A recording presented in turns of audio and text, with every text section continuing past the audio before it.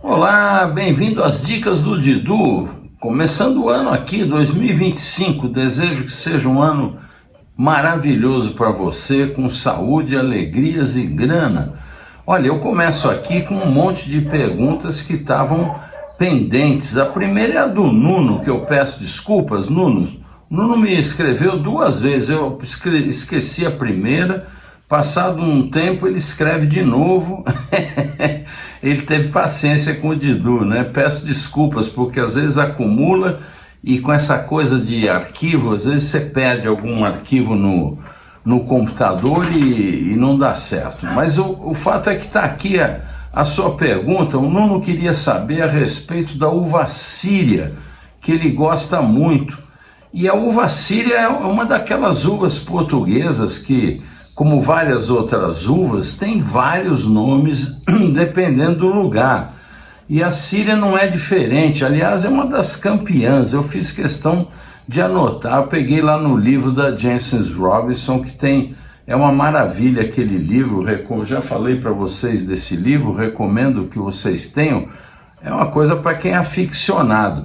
E lá dá uma olhada a quantidade de nomes que a uva síria tem, dá uma olhada. Ela se chama também alva, você pode encontrar com o nome de alva, ou cova da beira, ou ainda alvadurão, Álvaro de Soire.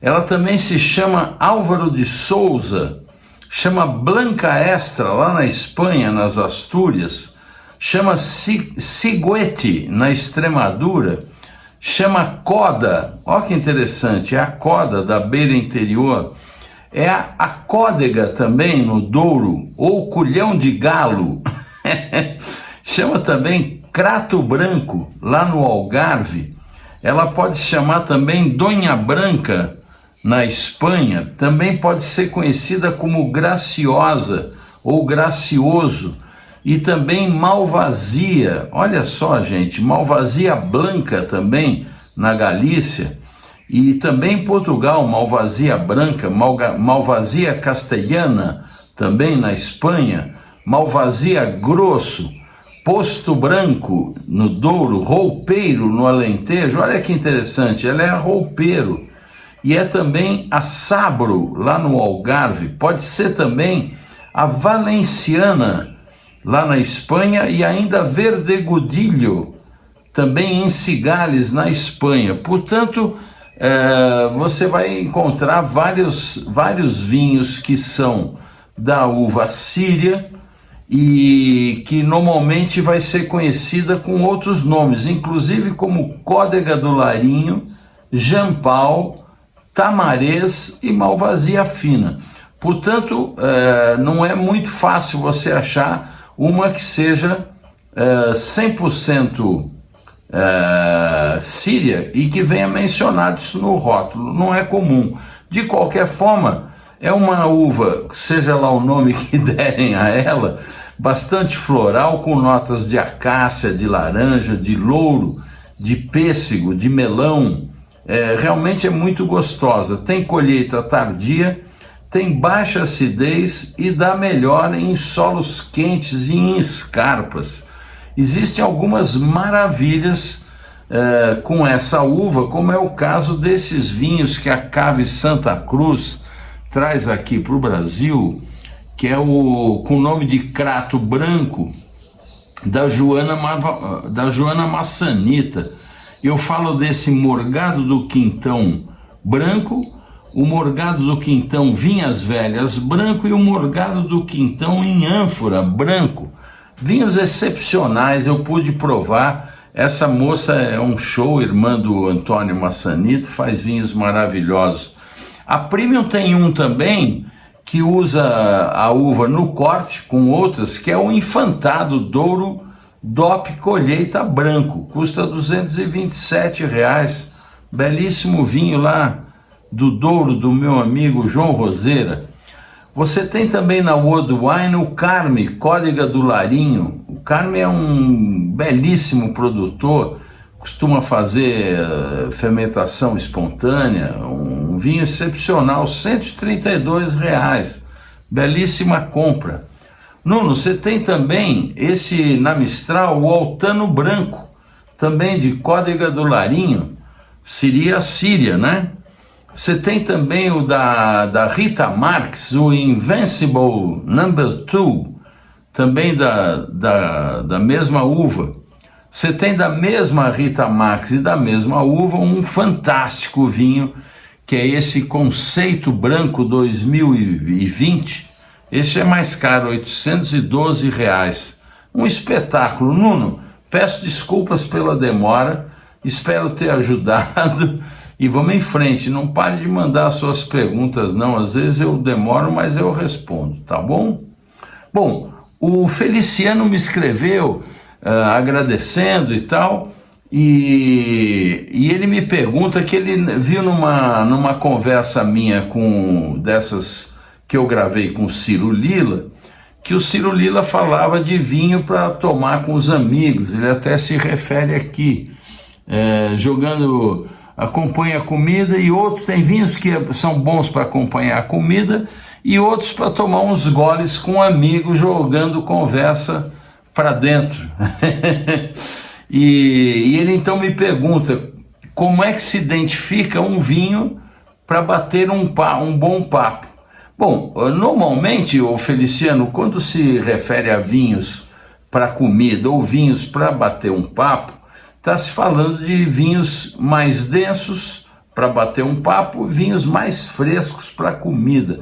Como se sabe, os vinhos gastronômicos têm sempre uma acidez maior, uma extração às vezes menor, o que deixa o vinho mais palatável e mais amigável em harmonização com a comida. Quando o vinho é muito extraído, muito denso, muito alcoólico, ele costuma ser muito sedutor no nariz, gostoso para uns goles, mas com a refeição se torna enfadonho, um pouco pesado, você toma menos vinho. É por isso que se fala um vinho bom para conversar com os amigos, tá certo? Olha, também eu postei um vídeo do Geoffroy fazendo um sabrage, e alguém escreveu para mim, eu peço desculpa porque eu não lembro o nome, foi uma moça, mas eu perdi também esse arquivo. Ela queria que eu falasse um pouquinho dessa coisa de abrir a garrafa com a espada.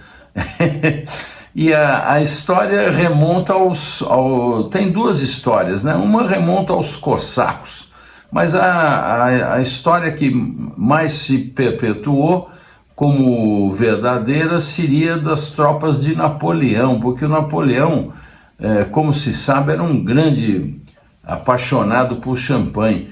Contam, inclusive, uma vez foi engraçado, eu estava entrevistando o Eric Jacquin, o Henrique, que já virou brasileiro, e há muito tempo atrás, era o meu programa ainda na CNT, e falando de champanhe, ele contou essa história que eu achei bacana e não conhecia, que o Napoleão, antes de ir para uma guerra, ele sempre passava na Casa Moet Chandon e tomava uns champanhes lá para depois ir para a guerra.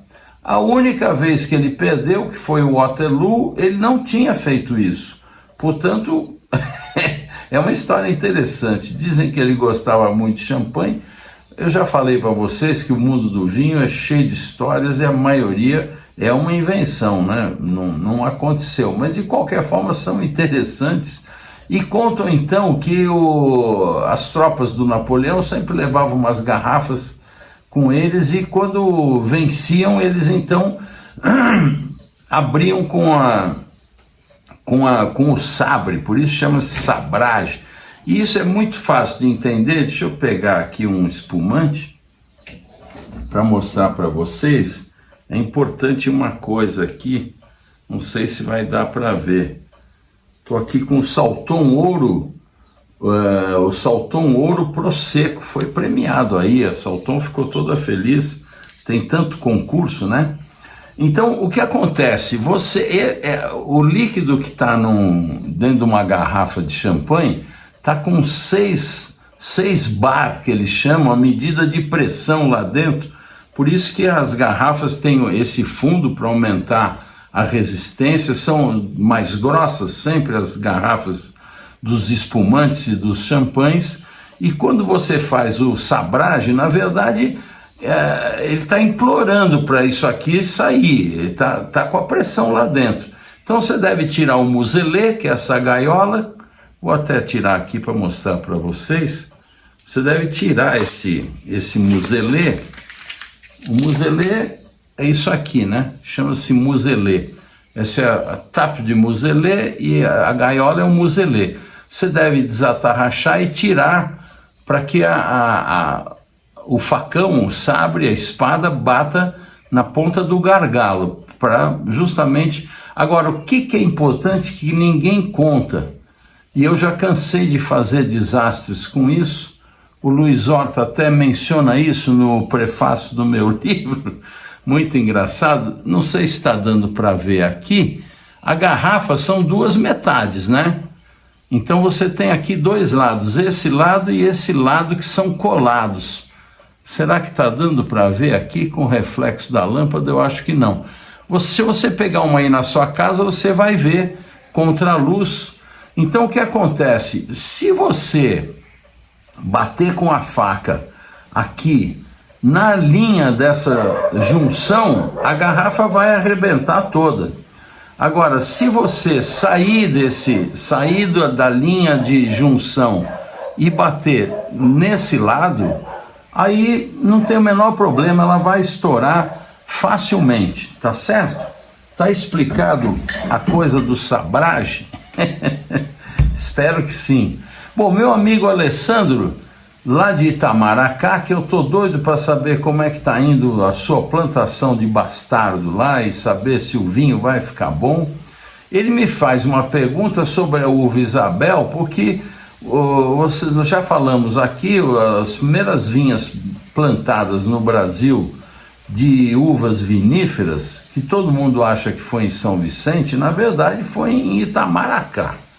O Carlos Cabral até fala isso no seu livro, e nós já comentamos aqui. E ele andou ouvindo gente dizendo que a Isabel também. E na verdade a Isabel não. A Isabel foi lá para o sul por conta dos italianos. Ele me pede para falar da Isabel.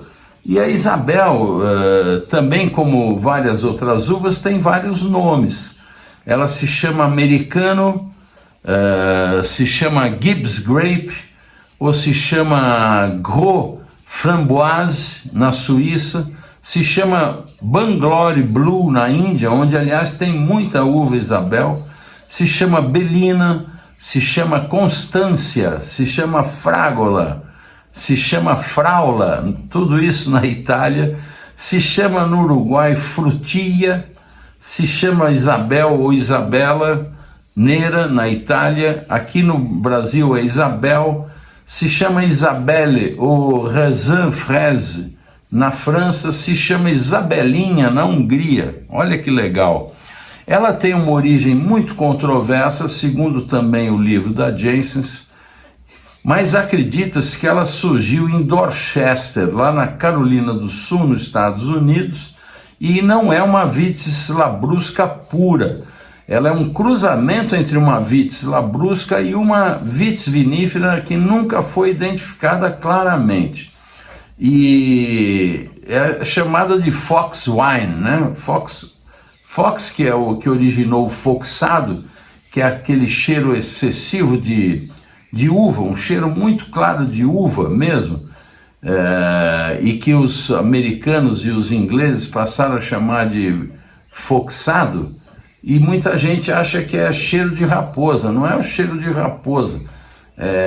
Aliás, foi um seguidor meu que me alertou disso, uma vez que eu gozei dessa coisa, e ele falou, não, remete à história da fábula do La Fontaine, ou do Esopo, da raposa que adorava a uva, e ela não alcançava as uvas que estavam numa parreira alta, e ela, por não conseguir ter, começou a desdenhar, a falar, não vou pegar essa uva porque não está bem madura, não deve estar gostosa.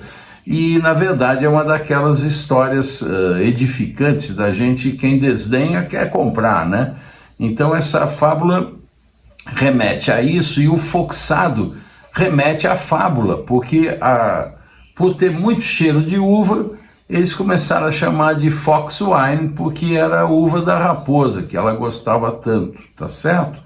De qualquer forma, essa uva é tão antiga quanto a Catalba, pouca gente conhece. Tem aqui em Jundiaí a Catalba, uma uva muito interessante, também americana, com uma produção altíssima. As duas têm produção muito alta e são muito resistentes, essa é a razão delas terem vindo para o Brasil.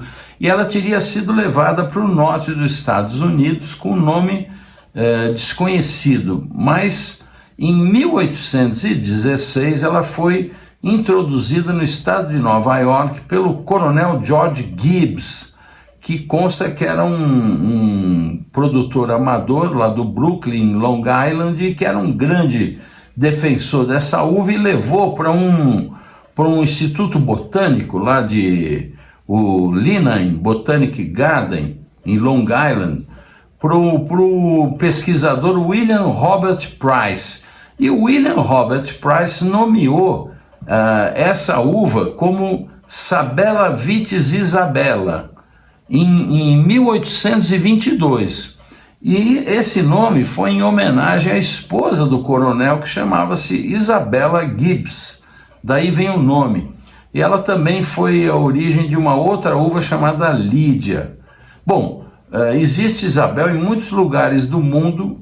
Na Europa foi proibida, dizendo que produzia muito metanol, que dava cegueira, mas na verdade foi proibida meio como uma coisa para preservar as vites viníferas, porque na filoxera foi justamente as americanas que salvaram os vinhedos, e o pessoal não queria que se plantasse essa uva diretamente, né? Produção altíssima, e não tinha a mesma qualidade de estrutura e álcool das vites viníferas. Enfim, mas encontra-se em todo lugar, até eu vou indicar um vinho aqui que é lá do Antônio Massanita, que é feito nos Açores, muito legal, e existe até na Geórgia. A minha ex-nora Liz Cereja teve na Geórgia e encontrou lá uva Isabela. Olha só que interessante, se encontra aqui ou ali, tá certo?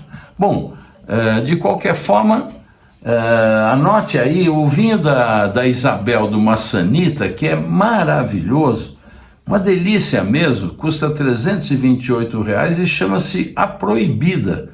É muito interessante, vinho dos Açores, vale muito a pena, você encontra na World Wine. A Lisete Vicari tem um maravilhoso, que é o Domínio Vicari Isabela, em homenagem à neta dela, que se chama Isabela. Antes chamava Isabelão no início esse vinho, depois nasceu a neta, ela passou a homenagear a neta, um vinho delicioso. O melhor vinho de Isabel que eu tomei aqui no Brasil é o Arbitrium, da Vinum Terra, produtor biodinâmico maravilhoso, um cara, já falei dele aqui, conheci ele quando ainda era um formando num concurso da ABE, e ele é obstinado pela biodinâmica, faz lá o seu vinho com muito... Você toma, uma pessoa que não é traquejada não percebe que seria um vinho de Isabel. Maravilha, recomendo, custa R$270 na própria Vinum Terra. Você tem o Petinat de Aura Astral, que já falei dele aqui, de Isabel, muito gostoso. Você tem também o Rosé de Isabel da Valparaíso, muito legal, um vinho gostoso, vale a pena conhecer, R$76. E eu estou muito curioso para provar esse aqui, que na minha pesquisa apareceu e eu nunca tinha sabido desse vinho, que é o Buffon, vinho rosé exóticos Fragolino.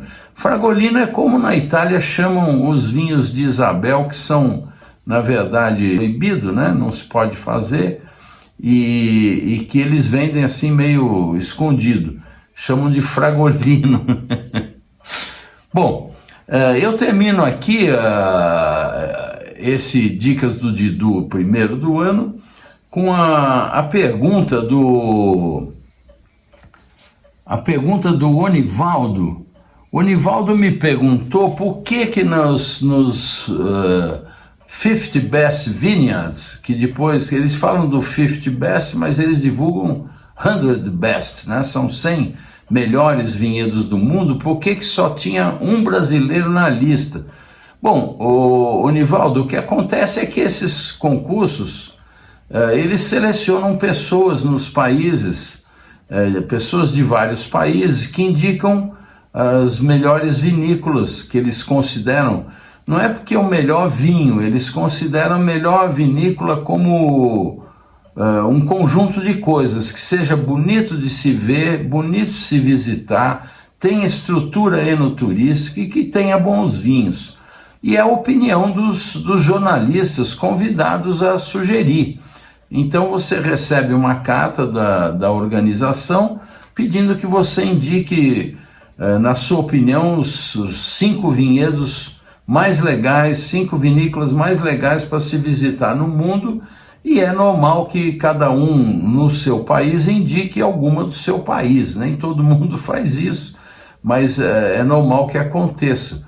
Então, alguns votos foram para uma empresa só. Ele fala da Valduga, que realmente é um lugar muito bonito de se visitar, como outros. Nós temos várias vinícolas muito bonitas de se visitar, mas o Valduga deve ter recebido um pouco mais de indicações e aparece lá entre os 100, só ele como brasileiro. Tem várias muito bonitas que merecem ser visitadas, mas muitas vezes não são conhecidas. Então é por isso que acontece, tá certo? Uma bobagem, uma coisa de oba-oba, enfim, é uma coisa festiva, mas que não representa que é o melhor vinho e nem não tem autoridade de falar que é o melhor destino, não segue critérios técnicos para dar pontuação para itens de receptivo, de hospedagem, de qualidade de comida e essa coisa toda. São apenas sugestões dos jornalistas convidados. Tá bom, Nivaldo? De qualquer forma, é legal pra caramba. Bom, o que eu tinha para vocês hoje era isso. Espero que vocês tenham gostado. Semana que vem, estamos de volta. Saúde!